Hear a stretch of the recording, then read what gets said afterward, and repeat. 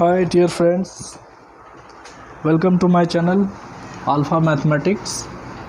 तो पहले की तरह आज मैं फिर एक बहुत ही इंटरेस्टिंग टॉपिक लेकर के आया हूँ।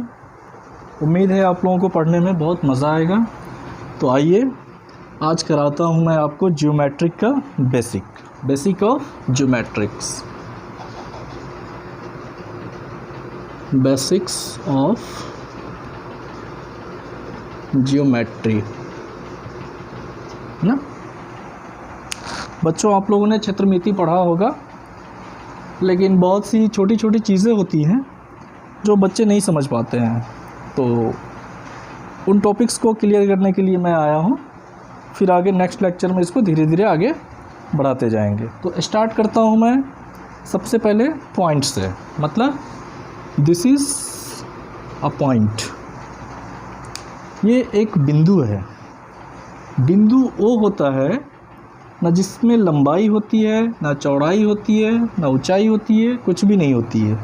ये सिर्फ थोड़ा सा स्थान लेता है, इसलिए इसे बिंदु कहते हैं। क्योंकि मैंने बेसिक से स्टार्ट किया है, इसलिए बिंदु से बता रहा हूँ, ठीक है। अब बात करते हैं रेखा की। दिस इज़ लाइन, ये रेखा है। दोनों तरफ एरो के मार्क्स लगे हुए हैं, तीर का निशान दोनों तरफ लगा हुआ है। पता नहीं ये कहाँ से आया कहाँ गया, कुछ पता नहीं। इसे कहते हैं रेखा, ठीक है। इसको मिटा दीजिए आप। अब ये बन गया रेखा खंड, एक रेखा का खंड, पार्ट्स ऑफ लाइन। ये किसी लाइन का एक टुकड़ा है। यहाँ देखिए एंड पॉइंट, एंड पॉइंट। इसमें क्या है कि एंड पॉइंट दो होता है, अंत बिंदु दो होता है। इधर भी है है ना। यहाँ आपका कोऑर्डिनेट हो सकता है, यहाँ आपका कोऑर्डिनेट हो सकता है, ठीक। अब बात करते हैं, इसे कहते हैं किरण। किरण क्या है कि एक निश्चित पॉइंट से आता है और कहाँ तक जाता है ये कुछ पता नहीं होता है। इसमें एक अंत बिंदु होता है। Ending point is one side is arrow mark, ठीक है। किरण आपने सन ऑफ लाइट में भी पढ़ा होगा, प्रकाश की किरण, है ना। इलेक्ट्रिसिटी में भी है इसका, ठीक। तो ये हो गया आपका किरण। तो बात करते हैं, आगे बढ़ते हैं। ये सब आपके ज्योमेट्री का बेसिक है। तो आइए सबसे पहले हम बात करते हैं त्रिभुज की। ये हमारा कोई त्रिभुज है। त्रिभुज क्यों है? भुज का मतलब होता है साइड। ये साइड, ये इसको हिंदी में भुजाएं कही जाती है। एक भुजा, दो भुजा, तीन भुजा। तीन भुजाओं से मिल करके ये शेप बना है, ये आकृति बना है, इसीलिए इसको त्रिभुज कहते हैं। त्रिभुज की प्रॉपर्टी होती है कि तीनों कोनों का योग, ये कोण, तीनों कोनों का योग हमेशा 180 डिग्री के बराबर होता है। ना 180 डिग्री से कम होगा, ना 180 डिग्री से ज़्यादा होगा। दूसरी बात कि किन्हीं दो भुजाओं का योग तीसरी भुजा से अधिक होता है। Suppose this is A B C. अगर आप ए प्लस बी करेंगे तो ये बराबर सी नहीं होगा, बल्कि ग्रेटर देन सी हो जाएगा, सी से बड़ा होगा, ठीक है। ये सब त्रिभुज की क्या है, प्रॉपर्टी है। अब त्रिभुज भी आपने किया तो चलिए ठीक है, त्रिभुज में भी इसका कुछ प्रॉपर्टी होता है। कुछ त्रिभुज समबाहु होता है। समबाहु, बाहु का मतलब भुजा, सम का मतलब समान। तो जिसकी भुजाएं आपस में समान हो उसे हम समबाहु त्रिभुज कहते हैं, और जिसकी भुजाएं आपस में समान ना हो, अलग अलग हो, तो उसे हम विषमबाहु त्रिभुज कहते हैं। सपोज डैट ये आपका 2 सेंटीमीटर है, ये वाली लाइन आपका 2 सेंटीमीटर है, ये वाली लाइन आपका 2 सेंटीमीटर है, तो ये त्रिभुज समबाहु कहा जाएगा, ठीक है। जैसे ये त्रिभुज की अगर साइड्स बराबर होगा तीनों, तो इसकी कोण भी आपस में बराबर हो जाएगा, फिक्स 60 डिग्री, 60 डिग्री का तीनों कोण हो जाएगा। तीनों कोणों को हम जोड़ेंगे तो 180 डिग्री हो ही जाएगा। जाहिर सी बात है, जब तीनों साइड्स बराबर है तो तीनों एंगल बराबर होगा। तो ये हो गया समबाहु त्रिभुज। चलिए अब बात करते हैं, ये है 3 सेंटीमीटर, ये है 5 सेंटीमीटर, ये है 8 सेंटीमीटर। तो ये तीनों भुजाएं अलग अलग माप के हो गए, अलग अलग साइज़ के हो गए, तो इसीलिए इस त्रिभुज को हम क्या बोलेंगे, विषमबाहु त्रिभुज, ठीक है। अच्छा, कभी कभी क्या होता है, समद्विबाहु त्रिभुज। ये आपका 8 सेंटीमीटर है, ये 8 सेंटीमीटर हो गया, तो ये हो गया समबाहु। दो भुजाएं जिसमें समान हो उसे समबाहु कहते हैं, ठीक है। ये आपका 5 हो जाएगा, ये भी 5 हो जाएगा, तब भी समबाहु हो जाएगा। समबाहु त्रिभुज में 2 कोण समान होगा, ठीक है। इंग्लिश में समबाहु को इक्विलेटरल ट्रायंगल कहते हैं, समद्विबाहु को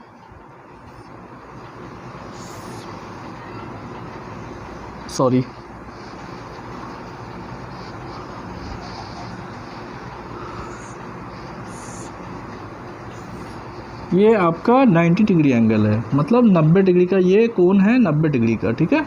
ये कोण 90 डिग्री का है, तो ये हो जाएगा हमारा कर्ण हो जाएगा, ये हमारा आधार हो जाएगा और ये हमारा लंब हो जाएगा, ठीक है। इसे बोलते हैं समकोण त्रिभुज। समकोण त्रिभुज वैसा त्रिभुज जिसका कोई एक कोण 90 डिग्री का हो, उसे हम समकोण त्रिभुज कहते हैं। अगर इस कोण को हम थीटा ले लें तो हाइट एंड डिस्टेंस में इसका काम आएगा आपको ये प्रॉपर्टी। जिधर थीटा होता है उधर हम कॉस लेते हैं। या फिजिक्स में भी पढ़ना है आपको, हाइट एंड डिस्टेंस में भी पढ़ना है, तो मैं आपको बेसिक पढ़ा रहा हूँ, ठीक है। आगे पढ़ने के लिए आप लोग जुड़े रहिए हमसे। तो ये त्रिभुज के मैंने प्रकार बता दिए आपको। आइए अब बात करते हैं स्क्वायर की। त्रिभुज में मैंने बताया इक्विलेटरल ट्रायंगल, बाइक्विलेटरल और आइसोलेटरल ट्रायंगल, ठीक है। आइसोलेटरल, इक्विलेटरल और बाइक्विलेटरल, ठीक है। ये ठीक से नहीं बना, मैं ठीक से बनाता हूँ, ओके, सॉरी।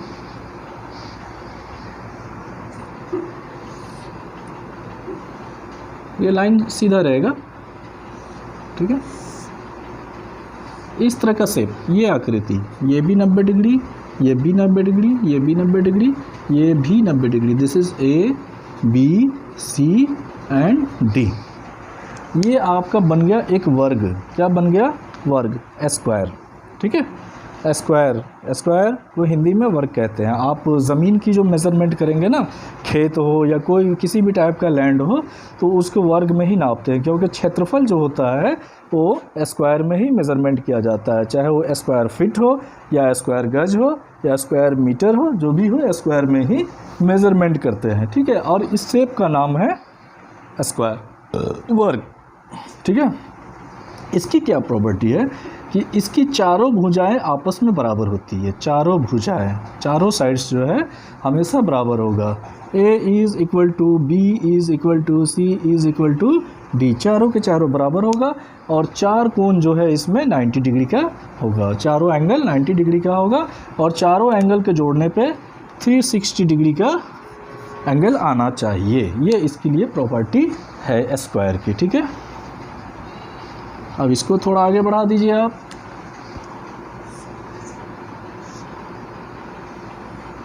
ये आपका बन गया वर्ग। क्या बन गया? सॉरी, ये आपका बन गया रेक्टेंगल। क्या बन गया? रेक्टेंगल मतलब आयत। इसको बोलते हैं आयत। हिंदी में क्या बोलेंगे? आयत। आयत की क्या प्रॉपर्टी है?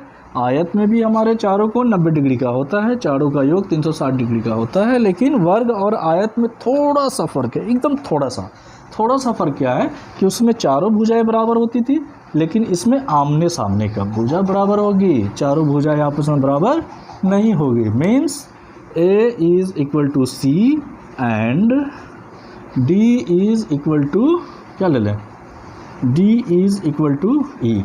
ये भुजा इसके बराबर, ये भुजा इसके बराबर। तो आयत का ये प्रॉपर्टी होता है कि आयत में हमेशा आमने सामने की भुजाएं बराबर होती है। चारों डिग्री 90 डिग्री का होता है। 90 डिग्री से एक भी डिग्री कोई कोण कम नहीं हो सकता है। चारों को जोड़ने पर 360 डिग्री होता है, ठीक है। तो आइए, आप आयत जान लिए, त्रिभुज जान लिए, वर्ग जान लिए, और इस तरह से कुछ चतुर्भुज होता है, रोम्बस, कुछ समानांतर चतुर्भुज, समचतुर्भुज, है ना, तो चार भुजाओं से घिरी होती है। तो बात करते हैं हम, दिस इज सर्कल। ये आपका पॉइंट है। Point is the centre of this circle. इस सर्कल का, इस वृत्त का हिंदी में इसको बोलेंगे वृत्त। क्या बोलेंगे? वृत्त। इंग्लिश में बोलेंगे सर्कल। इंग्लिश में बोलेंगे सर्कल, हिंदी में बोलते हैं वृत्त। ये जो है वृत्त का केंद्र है। क्या है? केंद्र है, ठीक। ये वृत्त का केंद्र है। आइए मैं वृत्त के बारे में बताता हूँ। केंद्र से ये जो लाइन है आपकी, ये वाली लाइन, इसको हम बोलते हैं परिधि। क्या बोलते हैं? परिधि, परिधि या परिमाप ये भी कहा जाता है हिंदी में, ठीक है। परिधि या परिमाप कहा जाता है। ओके, डोंट वरी, ठीक है। सेंटर से जो लाइन परिधि तक खींचा जाता है उसे हम R से डिनोट करते हैं। R for radius, radius Hindi में इसको त्रिज्या कहा जाता है, त्रिज्या, ठीक है।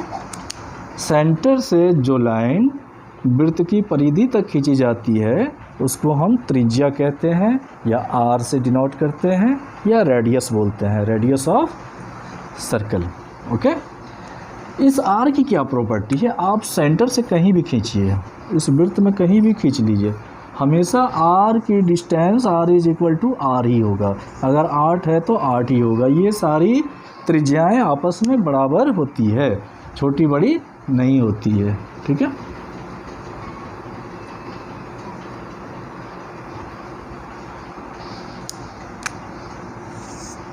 अब ये आपका सेंटर है। जो लाइन एक परिधि से दूसरी परिधि तक, मतलब एक साइड से दूसरे साइड तक खींचा जाता है उसे हम जीवा कहते हैं। क्या कहते हैं? जीवा, कोड, CORD, कोड, जीवा, इसे जीवा कहते हैं, ठीक है। ये सर्कल की बेसिक प्रॉपर्टी है, आप जान लें, ठीक है। बहुत इंटरेस्टिंग चीज़ है। एक साइड से दूसरे साइड तक, मतलब परिधि से लेकर के परिधि तक जो लाइन खींची जाती है उसे हम जीवा कहते हैं। त्रिज्या और जीवा में फ़र्क होता है। त्रिज्या जो होता है केवल केंद्र से खींचा जाता है, केंद्र से परिधि तक की लाइन को हम त्रिज्या कहते हैं, लेकिन परिधि की एक साइड से दूसरे साइड तक की जो लाइन होती है उसे हम जीवा कहते हैं। सबसे बड़ा जो जीवा होता है उसे हम व्यास कहते हैं। क्या कहते हैं? व्यास, हिंदी में डायमीटर, डायमीटर, डायमीटर कहते हैं इंग्लिश में, डायमीटर। डायमीटर को हम D से डिनोट करते हैं। D is equal to 2R होता है। कैसे होता है? यहाँ से यहाँ तक आपकी R है तो यहाँ से यहाँ तक भी R ही होगा, क्योंकि त्रिज्याएं हमेशा बराबर होती है। और ये केंद्र से गुजरने वाली जीवा, सबसे बड़ी जीवा व्यास कहलाता है। और व्यास जो है वो त्रिज्या के 2 गुणे के बराबर होता है, ठीक है। तो यहाँ तक आप समझ गए। आपको ये पता होगा कि वृत्त की जो परिधि होती है कैसे नापा जाता है। तो इसका परिधि होता है 2πr, और परिधि और क्षेत्रफल जो होता है वो होता है πr², जहाँ पाई का मान 22/7 होता है। ओके, चलिए, मैंने आपको पिछले लेक्चर्स में कोऑर्डिनेट ज्योमेट्री कंप्लीट कराया है, उसकी मैक्सिमम टॉपिक। तो जब मैंने यहाँ आपको सर्कल पढ़ाया तो मुझे कुछ याद आ रहा है कि कुछ मैं आपको बेसिक चीज़ बताऊँ इसके बारे में। Okay, don't worry, this is your centre and this is your R। यहाँ मैं R को R is equal to A ले लेता हूँ। ओके, इस कोऑर्डिनेट को मान लेता हूँ कि ये H और K है। सेंटर को मैं C से डिनोट कर लूँ, कोई दिक्कत नहीं, या G से कर लूँ, कोई दिक्कत नहीं, ठीक है। आपने त्रिभुज का क्षेत्रफल निकालना सीख गया है ना, डिस्टेंस फार्मूला सीख गया, और विभाजन सूत्र भी सीख गया। तो आइए हम सर्कल का इक्वेशन भी थोड़ा आपको बता देते हैं। सर्कल का इक्वेशन होता है x माइनस, यहाँ सेंटर की जो कोऑर्डिनेट है x वाली O, इतना का स्क्वायर, और जोर y माइनस सेंटर का जो कोऑर्डिनेट है y के टर्म में k, square equal to R square के बराबर होता है, ठीक है। Don't worry, x minus h का whole square plus y minus k का whole square is equal to R square. अब देखिए, सर्किल में कितना अच्छा रिलेशन निकल के आ रहा है। आप कोऑर्डिनेट ज्योमेट्री में इसका अप्लाई करेंगे 11th-12th में, ठीक है। आपको मैट्रिकुलेशन में शायद ये चीज़ नहीं है, डोंट वरी। तो इंटर वाले बच्चे भी तो देख रहे होंगे ना, उनके लिए देखिए, जो हमारा सेंटर का नियामक रहेगा, x में से x वाली चीज़ को घटा के उसका स्क्वायर, y में से y वाली चीज़ को घटा के उसका स्क्वायर, जो आएगा हमारा r square. r is equal to a, that is called a square, ठीक है। समझ में आया?